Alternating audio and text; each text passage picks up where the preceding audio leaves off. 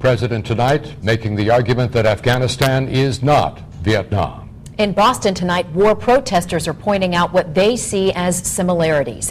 NECN's Scott Yunt is at Fields Corner in the Dorchester section of Boston tonight. Scott.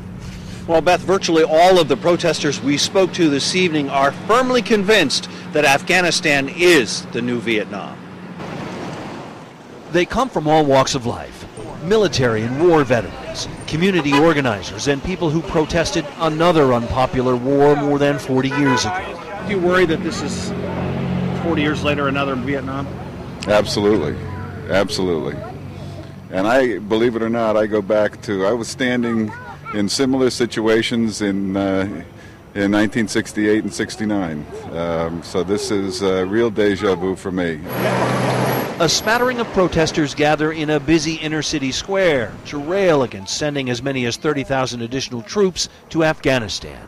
There's no military victory possible in Afghanistan because we're spending $100 billion to kill 100 people, Al-Qaeda, because we need that $100 billion here in Dorchester and around the country. I come from a military family, and I support our troops. I do not support the war, and we need to really think about the resources that we're spending in a war that we really don't belong in anymore. Dan Hooten volunteered and served in Vietnam.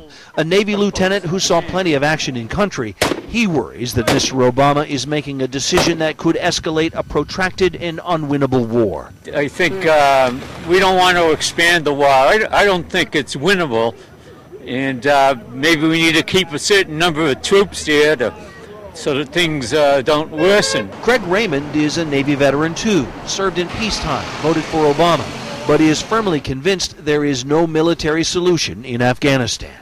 President Obama certainly walked into a mess, so I think he's doing the best he can, but I don't think bringing more troops in is going to solve the problem there. Sharon Bilodeau did not fight in the war. She voted for Mr. Obama and believes this kind of discourse is always needed. I want to support him. Out here protesting a war that he didn't start, is not the same as this is a call to him as well. Now, Beth, I want to add that all of the protesters we spoke to said they were anti-war, but they all said they did in fact support the troops. Beth? Scott Yunt reporting in Boston's Dorchester section. To hear President Obama